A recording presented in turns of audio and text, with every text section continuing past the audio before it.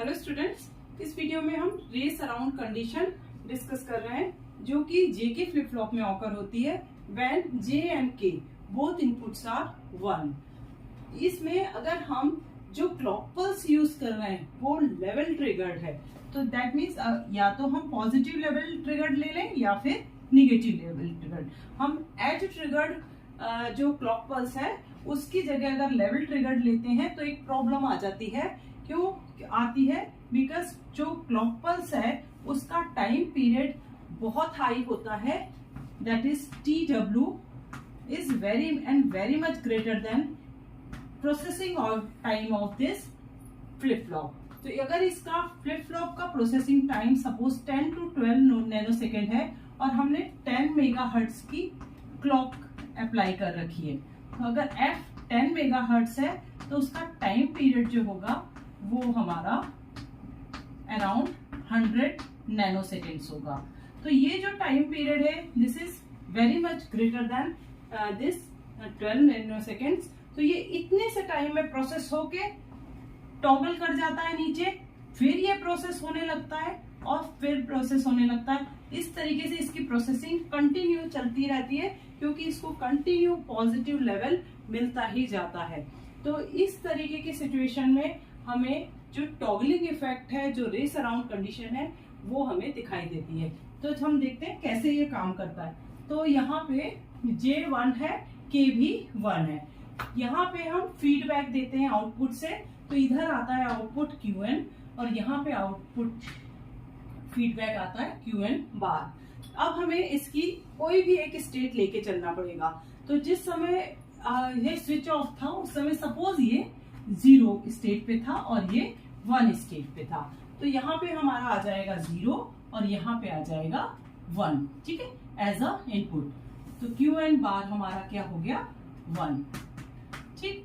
अब ये सारे गेट्स हमने नैंड गेट्स लिए हैं फ्लिप फ्लॉप के डिजाइन के लिए, और नैंड गेट का लॉजिक क्या होता है, any 0 at input gives 1 as output. तो आपको ये बहुत अच्छे से ध्यान रख लेना है।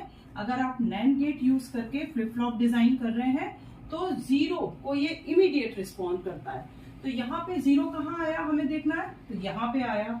वो हमने इसकी जो लास्ट स्टेटस था जब ये स्विच ऑन हुआ उससे पहले जब स्टेटस थी हमने उसको 0 लेके चल रहे हैं, तो ये 0 इसके आउटपुट को 1 कर देगी और इसको 0 कर देगी।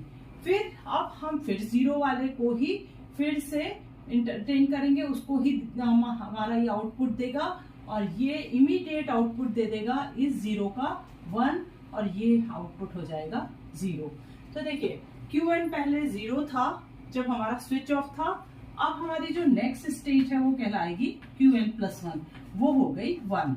तो ये टॉगल कर गया 0 से 1 में, ठीक। बट अभी भी इसको क्लॉक पल्स में पॉजिटिव ट्रिगर मिल ही रहा है, ठीक। तो अब क्या हो जाएगा, ये QN+1 1 है तो वो यहाँ पे एज अ फीडबैक आ जाएगा, ठीक। तो यहाँ पे 1 आ जाएगा और यहाँ पे आ जाएगा 0। तो ये फीडबैक चेंज हो जाएंगे क्योंकि ये टॉगल कर गया है, ये 1 पे आ गया है और ये आ गया है 0 पे। तो अब ये 0 हो गया है, ये 1 हो गया है, तो ये 0 है तो ये आउटपुट में 1 दे देगा और ये 0 हो जाएगा। फिर से ये नैंड गेट सबसे पहले इस 0 इमीडिएट ये जो डायरेक्ट 0 है इसको रिस्पॉन्ड करेगा और यहाँ पे 1 कर देगा और यहाँ पे 0, ठीक है। तो अब आउटपुट क्या हो गया हमारा, नेक्स्ट स्टेट क्या हो गई, अभी 0 से 1 हुई थी, अब फिर नेक्स्ट स्टेट हो गई अगेन 0। तो इस तरीके से ये टॉगलिंग कर रहा है 0 से 1 और 1 से 0 in during the period of the same ये upper level of clock pulse. तो ये जो इफेक्ट होता है ये कहलाता है रेस अराउंड कंडीशन। अच्छा देखिए, ये जो 2 नैंड गेट्स हैं आपके, तो आपको जहां 0 इनपुट है सबसे पहले उस नैंड गेट को ही अटेंड करना है क्योंकि उसे ही इमीडिएट रिस्पॉन्स मिलेगा। अगर आप इसको अटेंड कर लेंगे पहले और इसका रिस्पॉन्स दिखा देंगे तो वो आपका आउटपुट गलत दिखाने लगेगा। तो 0 हमारे इस केस में प्रायोरिटी रहेगा।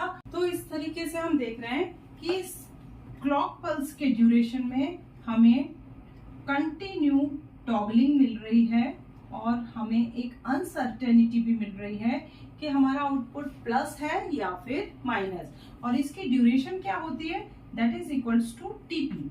जो उसका प्रोसेसिंग टाइम होता है उसी में वो टॉगल कर जाता है। फिर इसकी ड्यूरेशन कितनी है, टीपी, तो टीपी ड्यूरेशन में बार बार टॉगल करता है और यही हमारी रेस अराउंड कंडीशन है। तो इसका सॉल्यूशन जो है वो है मास्टर स्लेव जेके